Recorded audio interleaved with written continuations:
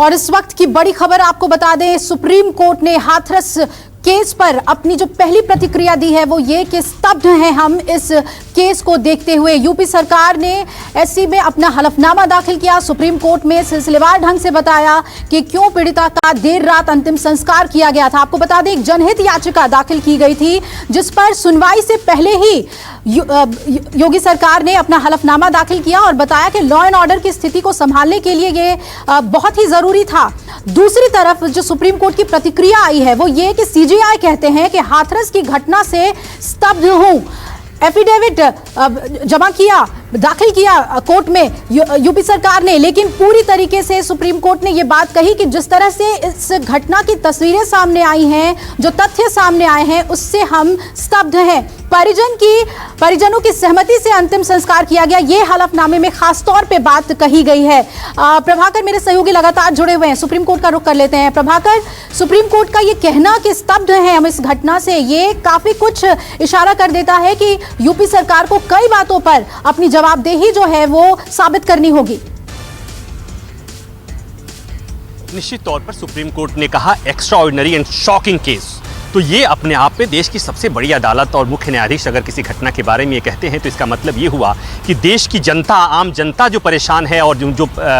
जितना उससे शॉकिंग लग रहा है उससे ज़्यादा शॉकिंग ये मामला है वाकई। और आपको ये भी पता है कि इसीलिए हाईकोर्ट ने भी इस मामले में नोटिस जारी किया था और हाईकोर्ट ने भी कहा था कि द शॉकिंग केस, तो कोर्ट ने इसे माना है। और इसीलिए आपको ये बताऊं दर्शकों को कि अमूमन होता क्या है कि कोर्ट जवाब मांगता है, बिना जवाब मांगे ही यूपी सरकार ने इस मामले अपना हलफनामा दायर कर दिया था और ढेर सारी सफाइयां दे दी थी और उसमें ये बातें कही गई थी किस तरह से कि किन परिस्थितियों में रात में पीड़िता का दाह संस्कार किया गया। तो ये बताने के लिए काफ़ी है कि राज्य सरकार भी उस दबाव को महसूस कर रही है और उसके पीछे एक बड़ी वजह यह भी है कि जिस तरह से राज्य सरकार चारों तरफ से चौतरफा घिरी है, राज्य सरकार पर, प्रशासन पर जो आरोप लगे किस तरह से वहां पर संवेदनहीनता दिखाई गई है हाथरस मामले में, तो वहां पर सरकार यहां पर संवेदनशीलता दिखाते हुए कह रही है कि याचिका में जो मांग की गई है हम सब मानने को तैयार हैं। यहां तक कोर्ट सरकार ने कह दिया कि जांच सीबीआई करने की सिफारिश कर दी गई है, लेकिन माय लॉर्ड बेहतर यह होता कि सीबीआई जांच करे और उसे आप मॉनिटर करे, उस जांच की निगरानी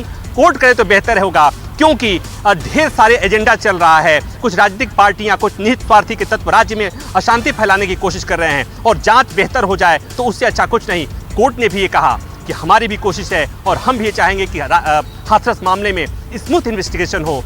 स्वच्छ और पारदर्शी इन्वेस्टिगेशन हो। तो कुल मिलाकर ये कि सुप्रीम कोर्ट ने संज्ञान लिया, सुप्रीम कोर्ट ने इस घटना को शॉकिंग मांगा, सुप्रीम कोर्ट ने राज्य सरकार से एक हलफनामा मांगा, उसके बाद एक हलफनामे के बाद राज्य सरकार से दूसरा हलफनामा मांगा है और कोर्ट ने यह भी कहा कि पीड़िता और इस मामले में गवाहों को जो सुरक्षा मुहैया कराई जा रही है उस मामले में सरकार हलफनामा दे। यानी कि कोर्ट को चिंता है इस बात की कि इस मामले में अगर गवाहों को गवाही नहीं मिली, पीड़िता को, पीड़ित परिवार को सुरक्षा नहीं मिली तो केस बिल्कुल प्रभाकर, यानी सरकार हाथरस मामले में क्या कर रही है, क्या नहीं कर रही है, सब कुछ एफिडेविट पे चाहिए। सुप्रीम कोर्ट ने ये बात कही और सबसे बड़ी प्रतिक्रिया कि इस घटना पर उन्होंने कहा कि स्तब्ध हैं हम, जिस तरह से ये घटना सामने आई है। नमस्कार, मैं हूं मानक गुप्ता। अगर आपको हमारा ये वीडियो पसंद आया हो तो इसे लाइक और शेयर जरूर करें और हाँ, हमें सब्सक्राइब और फॉलो करना ना भूलें